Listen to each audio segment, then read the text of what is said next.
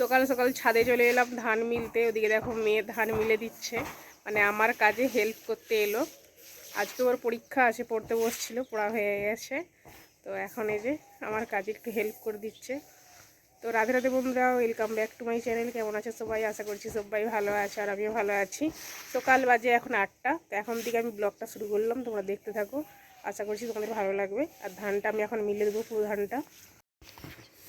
আজকেও কিন্তু প্রচুর পরিমাণে কুয়াশা, আর কুয়াশা থাকলেও আজকে রোদটা কিন্তু ভালো আছে, মনে হচ্ছে চড়া রোদ হবে। আর এই তো এদিকে একটা তিরপল, এই যে দুটা, এই তিরপলটা ওদিক থেকে সরানো হয়েছে। তো এই তিরপলটা ছিল ওই সাইডটায়, ওখান থেকে এখানে আনা হয়েছে, কারণ ওখানটায় মানে ভালো করে পাতা যাচ্ছিল না, আর রোদটাও ভালো করে লাগেনি। কারণ ছোটো তিরপলটা এখন ওখানে দিয়ে আছে, বড় তিরপলটা এখানে নিয়ে আসলাম। আর এখন এই যে ধানটা মিলে দেবো, কিন্তু তিরপলে প্রচুর পরিমাণে যেহেতু শিশির, ওই শিশিরের জন্য তিরপলটা মিলে দেওয়া হয়েছে শুকনো করার জন্য। তিরপলটা শুকনো হয়ে গেলে তারপরে ধানটা মিলবো, না হলে ধানটাও কিন্তু ভিজে যাবে। তো চলো এখন ধানটা ঝটপট করে মিলে নিই, তারপরে নিচে যাব। আজকে তো বৃহস্পতিবার ছিল, মানে কালকে ব্লগটা করেছিলাম, বৃহস্পতিবার আর পূর্ণিমা একই সাথে পড়েছে। তো সেই কারণেই পরিষ্কার করলাম গোটা ঘর, ঝাঁট দিলাম, ঘর মুছলাম, বাসন ধোয়া, মানে রোজকারের যে বাসি কাজকর্ম সেটা তো করলাম। সাথে সাথে আগের দিন যে ধান সিদ্ধ করেছিলাম, সেই ধান সিদ্ধ উনুনটায় ছাই তুললাম, লাতা দিলাম, হাঁড়িগুলো মাজলাম। মানে যে হাঁড়িটায় ধান সিদ্ধ করেছিলাম সেই কালি হাঁড়ি।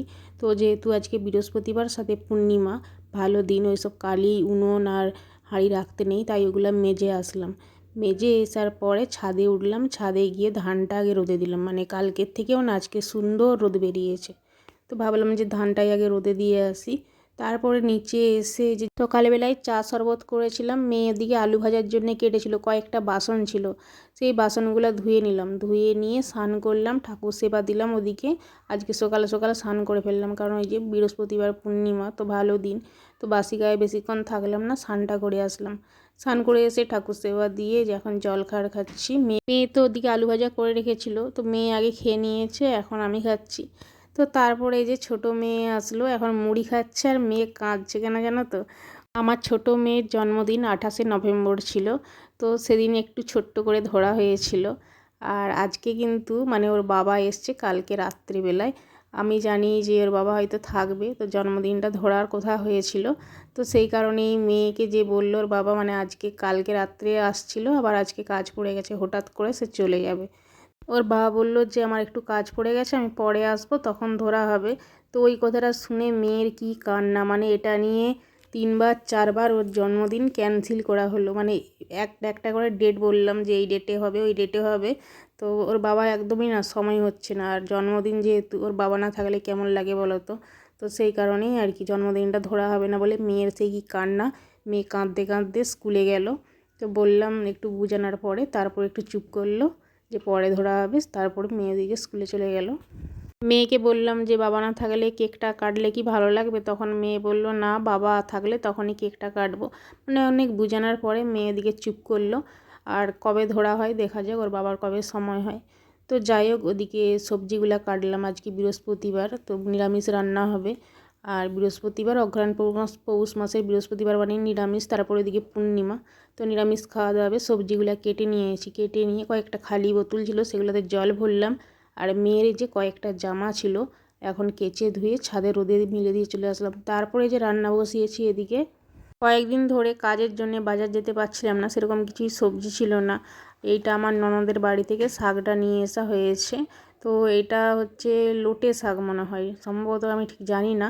তো শাকটাকে চচ্চড়ি করার জন্য দিয়েছিল, কিন্তু যেহেতু আমার কাছে কিছু আনাজ ছিল না, তো সেই কারণেই আমি শাকটাকে ভাজা করলাম। শুকনো লঙ্কা জিরে ফোড়ন দিয়ে শাকটাকে ভাজা করে নিয়েছি।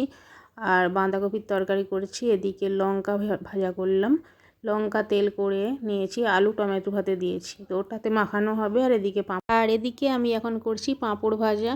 আর ডাল যে করব, তো ডাল করার মতো একদমই সময় ছিল না, খুব তাড়াহুড়ো করে কিন্তু আমি রান্নাটা করেছি। তো ছাদে যেহেতু ধান আছে, ধান থাকা মানে তোমরা বুঝতেই পারছো কতবার ধানে হাত বুলাতে হয়, এখন আবার শীতকালের রোদ। পাঁপড়টা ভেজে নিয়ে আসি, 1 প্লেট পাঁপড় তো রেডি হয়ে গেছে পাঁপড় ভাজা। এবারে খাওয়া দাওয়া করবো। তো চলো এবার ভাত খাই। মেয়ে ওদিকে চলে এসলো স্কুল থেকে। ওদিকে বড়মশাইয়ের তাড়া ছিল, মানে তাড়াতাড়ি করে তাকে 12টার মধ্যে রান্না করে দিতে হবে। সে খেয়ে দিয়ে কলকাতা যাবে, মানে চলে গেছে, সে অলরেডি খাওয়া দাওয়া করে নিয়েছে। তো করে নিয়ে তারপরে সে কলকাতায় চলে গেছে। আর এখন এই যে মেয়ে আসতে আমরা খেলাম। তো এত তাড়াহুড়া করে রান্না করেছি আর তাড়াহুড়া করে সে চলে গেলে তোমাদেরকে তো ভিডিওতে দেখাতে পারলাম না। আর লাস্টে তাকে পাঁপড় ভাজাটা করে দিয়েছিলাম, আগে সে খেয়ে নিয়েছিল, লাস্টে আমাদের পাঁপড়টা ভেজেছিলাম, মানে সেঁতিয়ে যাবে তো। তো সেই কারণেই 1 ঘন্টা পরে, যেহেতু আমরা রান্না করার পরে ভাত খাচ্ছি, তো পাঁপড়টাই যে লাস্টের সাথে সাথে গরম গরম ভাজা করে খেলাম। তো তারপরে যে বিকেলবেলা চলে এসলাম ছাদে।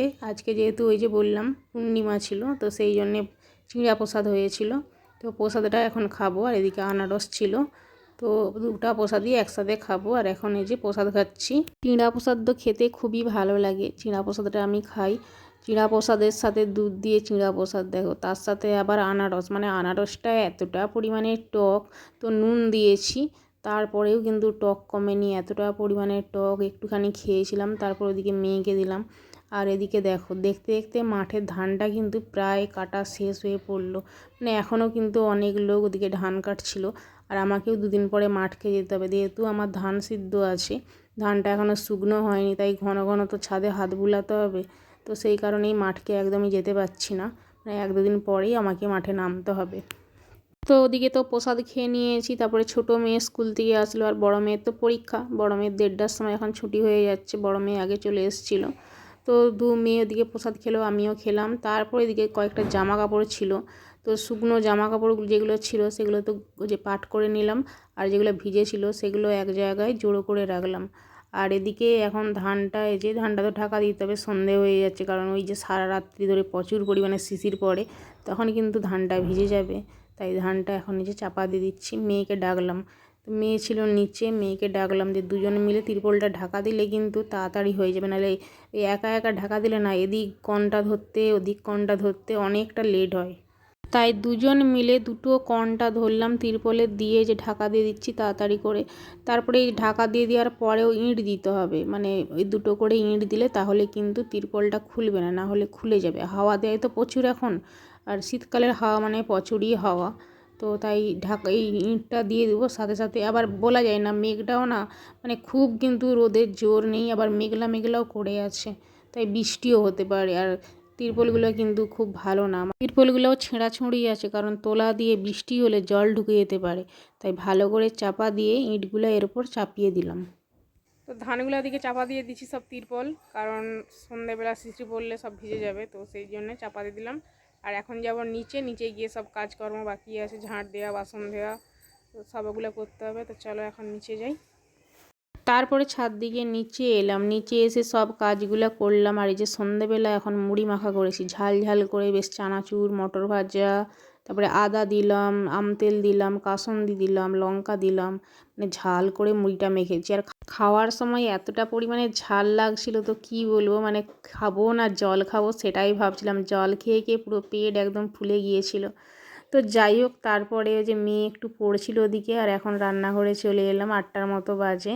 আর এখন এই যে রুটি করছি, আটাগুলো মাখিয়ে নিয়ে রুটিগুলোকে সব বেলে নিয়েছি। আমি কিন্তু একসাথে সব রুটিকে বেলে নিয়ে তারপরে এক একটা করে ভাজি, মানে ওই একসাথে আছে না অনেকে একসাথে অনেকগুলো করে সেঁকে নেয় 5টা 6টা, তারপরে একটা একটা করে সেঁকে, আমি সেরকমটা পারি না, একটা একটা করে রুটি সেঁকি একটা একটা করেই ভাজি। তো যাই হোক, ওই যে সেভাবেই করছি, একটা একটা করে রুটি তাওয়াতে সেঁকছি, আর এক একটা করে মানে সেঁকনিতে সেঁকছি, এরকম করেই রুটিগুলো ভেজে নিচ্ছি। আর বড় মেয়ে তো রুটি একদমই পছন্দ করতো না, কিন্তু যেহেতু শীত পড়েছে তো এখন ভাত একদমই করি না, প্রত্যেকদিন রুটি খাওয়া হয়। তো যাই হোক, এদিকে রুটি ভাজা কমপ্লিট, আর বাঁধাকপির সবজি আসে, ওটা দিয়েই খাবো। তো আজকের মতো টাটা।